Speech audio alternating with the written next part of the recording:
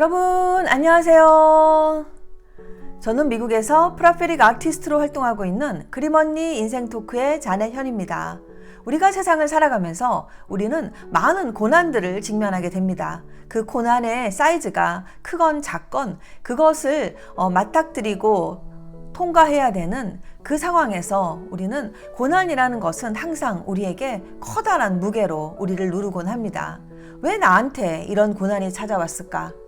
왜 하나님은 나한테 이런 고난을 주셨을까? 고난을 맞으면서 하나님에게 아주 섭섭한 마음, 또 그분의 마음을 이해하지 못하겠다는 그런 서운함 때문에 또 신앙생활에 많은 장애물을 가지고 어떤 분들은 사실 또 교회를 떠나시는 분들도 있습니다.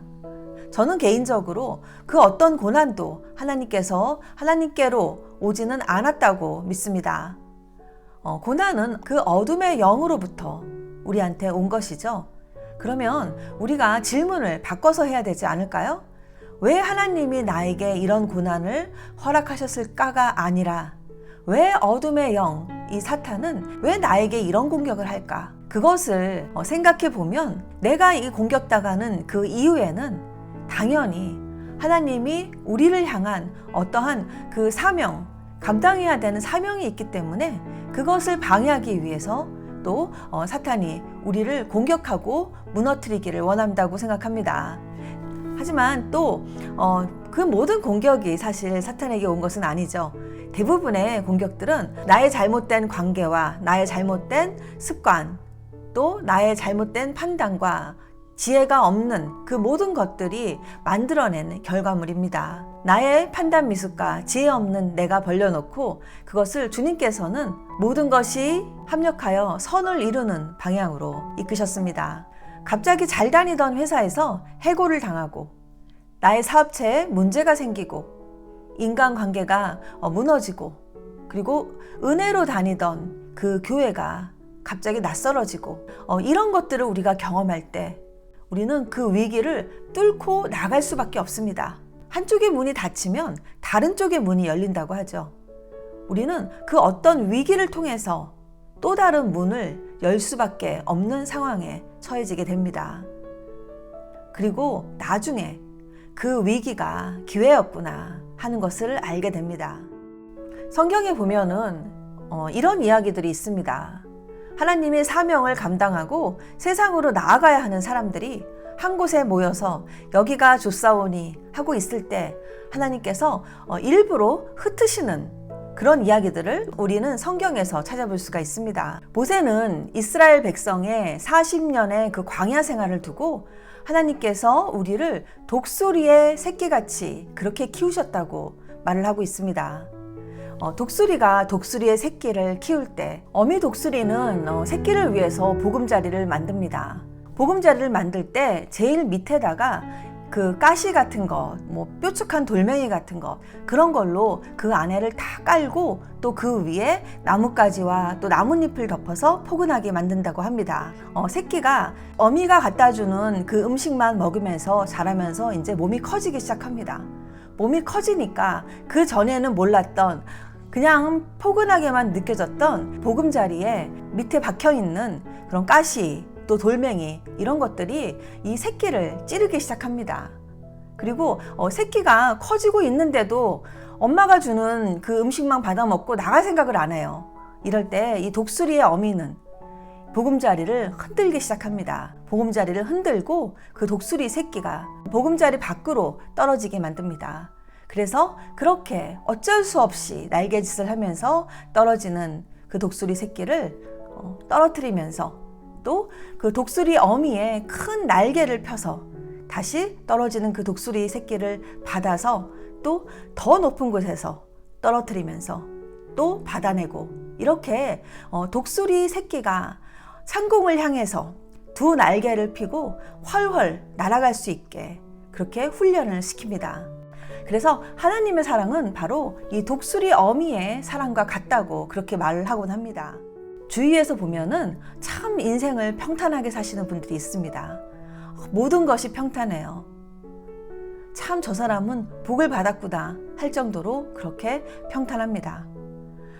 물론 개인적으로는 저도 참 그런 사람들이 부럽기는 하지만 하나님이 우리가 세상을 변화시키는 그러한 사명을 우리에게 주셨다고 하면 그렇게 사명을 받은 자는 절대 그런 편안한 보금자리 안에서 평생 그 안에서 음식을 받아먹고 살게 절대 하나님은 그렇게 내버려 두지 않습니다.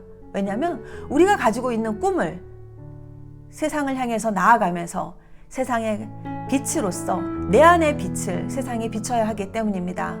여러분의 삶 속에 너무나 많은 고난들이 있다고 하면은 하나님이 그 고난을 허락하셨다기보다는 보금자리 안에 있는 독수리 새끼가 아니고 세상을 향해서 두 날개를 펴고 날아가는 그 독수리 새끼로 훈련시키기 위해서 계속 보금자리에서 떨어뜨리는 그런 훈련을 받고 있는 건 아닐까요? 저 또한 돌이켜보면은 제가 가지고 있는 보금자리, 아주 평안하고 안전한 보금자리에서 주님께서 그 보금자리를 흔들면서 저를 보금자리 밖으로 떨어뜨렸기 때문에 세상을 향해서 또 다른 도전을 하고 프라페릭 아티스트로서 성장할 수가 있었습니다. 저는 그 전에는 사업을 했습니다. 그리고 그 사업은 꽤나 안정적인 그런 위치를 저에게 제공해 주었습니다. 그림을 통해 세상을 변화시키겠다고 하나님께 서원까지 했지만은 사실 제가 하고 있는 사업이 너무나 잘 되고 있었고 또 제 마음속에는 이것들을 놓고 싶지가 않았어요. 하나님과 한 약속을 지키는 것보다 지금 하고 있는 그 사업이 더 잘 되는 것을 원했던 것이 사실 저의 속마음이었습니다. 이렇게 두 마음 속에서 항상 갈등하는 제게 어느 날 큰 위기가 찾아왔습니다. 그 위기를 통해서 저는 제 사업은 무너지기 시작했고 저는 그제야 제가 하나님께 서원한 그 말, 그림을 통해서 세상을 변화시키겠습니다. 그림을 통해서 세상의 빛, 하나님 나라의 빛을 전하겠습니다. 했던 그 말을 제가 기억하고 다시 붓을 잡게 되었습니다. 그리고 제가 붓을 잡았을 때 주님은 저를 프라페릭 아티스트로서 들리는 목소리로 저를 부르시면서 지금까지 한 발 한 발 주님께서 인도하고 계십니다.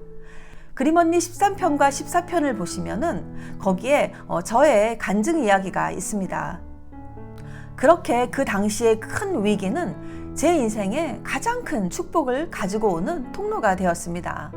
아마 만일 그때 그 당시에 나의 둥지가 그렇게 흔들리지 않았다 그러면 나한테 그런 위기가 오지 않았다고 하면은 저는 지금도 그림을 그리는 사람이 아니고 사업을 하는 사람으로 지금까지 있었을 겁니다. 그렇게 이 위기는 제 인생에 큰 축복을 가지고 왔습니다. 오늘의 그림의 제목은 데스티니, 운명입니다. 그림 속의 여인은 말을 타고 바람을 가로지르면서 달리고 있습니다. 그 말과 또 여인의 눈빛이 아주 강하고 도전적입니다. 그리고 오직 한 곳만을 바라보면서 목표를 향해 달려가고 있습니다. 황금빛 머리는 하나님의 영광, 하나님 나라의 글로리를 뜻합니다. 들판의 꽃들은 마치 이 사람의 여정을 축복하고 기뻐하는 것처럼 보입니다. 천국의 아버지가 보내주시는 여행 중에 만끽할 수 있는 선물 같은 것이라고 할 수 있습니다. 저는 우리의 여정, 우리 인생이 보물찾기라고 생각합니다. 우리는 가야 할 곳이 정해져 있는 사람입니다. 해야 할 일이 정해져 있는 사람들입니다. 하지만 그 일을 향해 나아갈 때 주님께서는 곳곳에 우리의 마음을 즐겁게 해주고 또 휴식을 할 수 있고 하나님의 은혜를 또 감상할 수 있는 그러한 이 들꽃 같은 보물들, 나비와 같은 보물들, 또 향기와 같은 보물들, 그런 보물들을 우리 주위 곳곳에 심어 놓으셨습니다. 그림의 색깔은 아주 봄을 느끼게 하는 아주 신선한 그런 색깔인데요. 그리고 이 여자가 그 머플러를 두르고 있죠. 그리고 그 머플러의 각도를 보면은 얼마나 지금 빨리 이 말이 달리고 있는지를 알 수가 있습니다.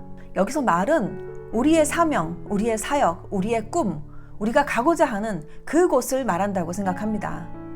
내 자신이 나의 사명과 하나가 될 때, 내 자신이 나의 꿈과 하나가 될 때, 내 자신이 하나님이 주신 그 역할을 감당하기 위해서 가는 그 여정과 하나가 될 때 우리는 이 말과 같이 바람을 가로지르면서 오직 한 곳을 향해서 달릴 수 있다고 생각합니다. 하나님이 나에게 주신 그 사명과 꿈과 그것들이 내 안에서 하나가 될 때, 그때는 여러분 무조건 달려야 되는 때입니다. 이렇게 속도를 가지고 달리기 시작하면은 그 어떤 장애물이 내 앞에 와도 그것을 넘어갈 수가 있습니다. 이 여인의 옷을 보면은 드레스가 아니고 거치장스러운 옷이 아니고 청바지를 입고 있습니다. 저도 제 인생을 더 단순하고 파워풀한 영적인 옷으로 갈아입고 언제든지 이 말을 탄 여인처럼 운명을 향해서 우리가 가야 하는 그 하나님의 나라를 위해서 달려가는 그런 라이프 스타일로 좀 더 단순하게 만들어 보고 싶습니다. 프라페릭 아트는 그림을 통해서 우리에게 메시지를 전달해 줍니다. 프라페릭 아트를 통해서 우리는 우리가 막연하게 생각하고 있던 것들을 시각적인 이미지로 우리의 머리와 또 우리의 가슴에 각인을 시켜줍니다. 하나님이 우리에게 주신 그 이미지를 우리가 프라페릭 아트를 통해서 또 어떠한 기도를 받는 느낌으로, 예언을 받는 느낌으로, 아니면 그 예전에 받았던 그 하나님의 음성을 다시 재확인하는 역할로서 이 프라페릭 아트는 우리에게 이 시대에 아주 중요한 새로운 도구라고 생각합니다.